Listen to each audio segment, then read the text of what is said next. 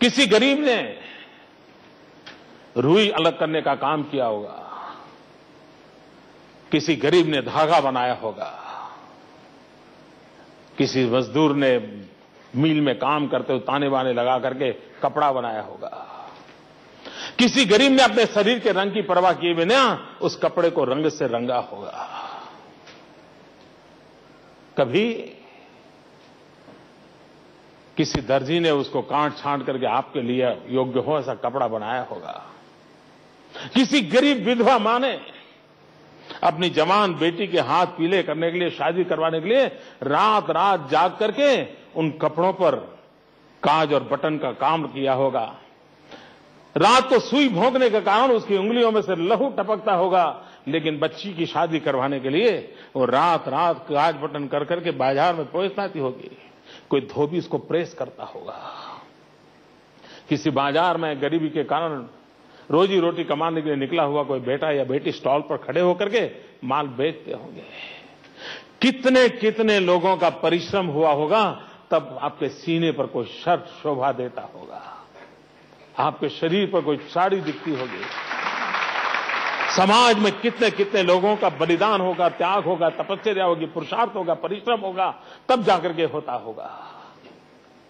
और इसलिए जीवन में कोई भी चीज हम प्राप्त करें, धारण करें, स्वीकार करें, तो पल भर इतना जरूर सोचिए कि ऐसे वैसे नहीं आया है, कोई न कोई है जिसने अपना जीवन खपा दिया है, तब जाकर के मेरे चेहरे पर रोशनी आई है। अगर इतना हम दायित्व निभा दें, मैं मानता हूं ये देश बदल जाएगा। आइए हम सब मिलकर के भारत मां की सेवा करने के लिए यहां के जन जन को हम प्यार करें, उनके सामर्थ्य को स्वीकार करें, उनके परिश्रम की पूजा करें, और हम भी मिलकर के देश के लिए आगे बढ़े। इसी बात के लिए आप सबको बहुत बहुत शुभकामनाएं।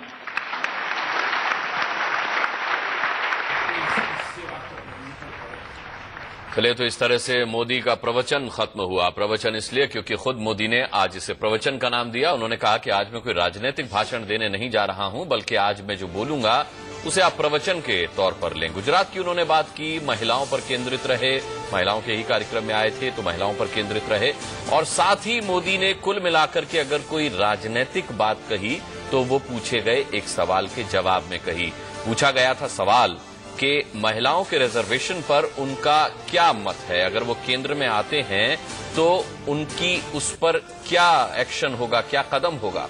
मोदी ने केंद्र की कोई बात नहीं की। मोदी ने कहा कि गुजरात में विमेंस रिजर्वेशन बिल अटका पड़ा है। तब उन्होंने हमला किया राज्यपाल पर, कमला बेनीवाल पर। उन्होंने कहा कि 50% आरक्षण का प्रावधान हमने सुझाया है, लेकिन वो बिल राज्यपाल के पास अटका पड़ा है। और उन्होंने कहा कि उन्हें आश्चर्य होता है कि एक महिला होकर महिलाओं के हितों पर फैसला करने में इतनी देर, इतनी लापरवाही।